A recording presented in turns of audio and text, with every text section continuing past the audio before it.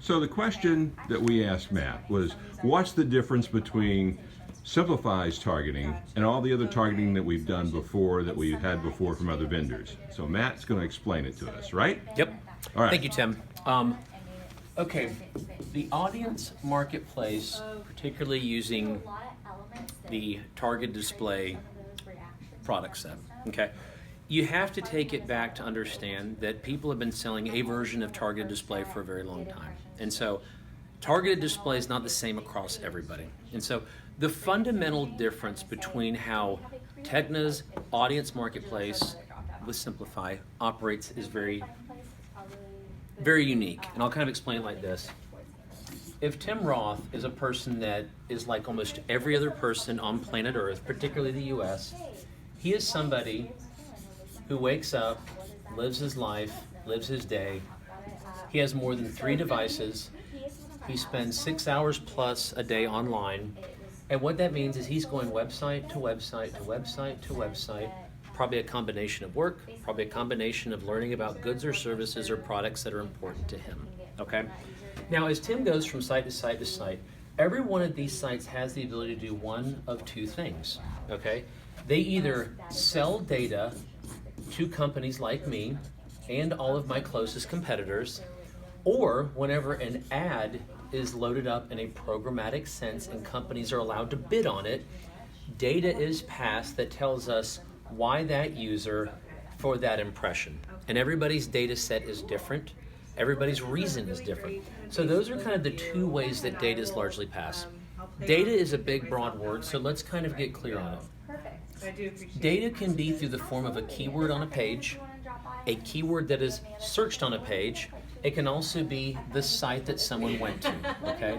I went to Zillow.com. Zillow is a keyword, okay? If the event happens to where location data is passed through the form of lat long, that too might be passed if it is accurately being passed. The publisher, that's the site someone went to. There could be the subpage within the publisher that somebody went to. There could be the browser, operating system, device type. There could be time of day. There's a lot of different variables that pass in the world of data. Here's where it gets interesting. Me, the audience marketplace, versus all third-party data providers, basically, we all collect data in the same way. That's okay though. There's more to it than simply that.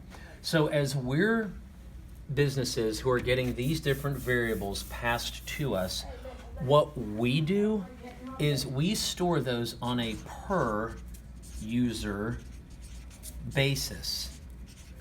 And what that means is this. My phone uses a browser, which means it is a per user basis. Any of these activities that I'm using my phone for, site to site to site to site, in the audience marketplace, this device has these data points stored against it, and they're no older than 30 days.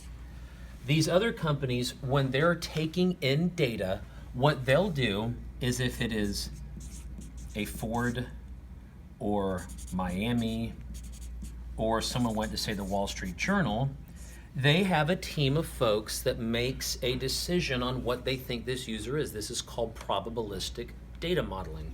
And so if somebody is in Miami going to the Wall Street Journal and reading about a Ford page, they might make a couple of assumptions about those people. They will drop a cookie on that user and put them into a bucket that is easy to sell. That might be auto intender. Because somebody went to the Wall Street Journal, they might say this person we're going to assume has a household income of 100K plus. They don't know that because they don't get data from the US Treasury, which is from an adjusted gross income from a tax file. They are making an assumption, okay? Someone who goes to someone who is in Miami, we might make a decision about them. Or if they visit a page about Miami, we might make a decision. We might put them into travel intender. And I'm not saying all of this is wrong, but that is the fundamental difference. We store data down to its granular form. It's no older than 30 days. And so when we use audience targeting, we target to the most elemental pieces of data And then we bid and optimize up and down what of these individual data points is working the most. This other world right here, because everybody is being bucketed and put into segments, imagine these as multiple users. When a campaign is running, they don't know what data point is working better over the other. What that also means is this: if you at KHOU or any Tegna person went to an agency or an advertiser who's buying from someone else and you said, oh, you're serving auto intender, awesome. Did Ford outperform Chevy on a granular data perspective? The answer is they don't know because they can't see within this. The other problem that might happen is you might have a restaurant that wants to run, they want to target foodies. Well, unless you know how they're bucketing foodies at the data level, which nobody would tell you, a foodie could be somebody that goes out to high-end restaurants. A foodie could be someone that goes to Waffle House, because that technically is also food.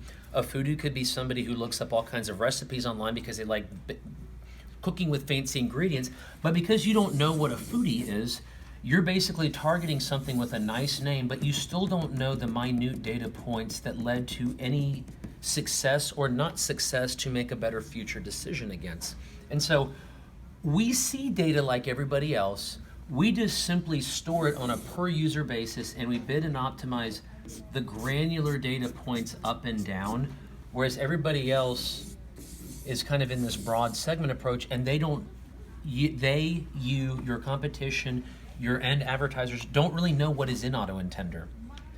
Somebody could say that if someone is buying a scooter, that one day they may want a car, and so they could be an auto intender at some point in their life. Somebody could be doing research on AARP for a parent, and they are now labeled as being 65 plus, even though they are not. In my world, because we're targeting certain variables, we can bid and optimize up and down, away what is bad, more of what is good, and report all of those items. And as evidence of that, as I move over to the TV screen, which may be difficult to see, we can see here that this is actually Matt's, on Google, this is his User profile. And you'll see that right here at the top, it says he's 65 plus years old, and I think you'll agree that he's not 65 plus years old. Along with the same time, he likes computer and video games, combat sports. He actually tells us he hates fast food, but these are all on his computer profile on Google. And if you look on Oracle, you'll see a different profile that says his demographic is both 40 to 44, and he's also age 76 and older. And also millennial. And you're also a millennial and a Gen X and current student, but we don't know which student, what age. So there's a big difference between the way Simpl.fi does things and a big difference between the way others do it. That got it? That's it. That got it? Got it. Thanks.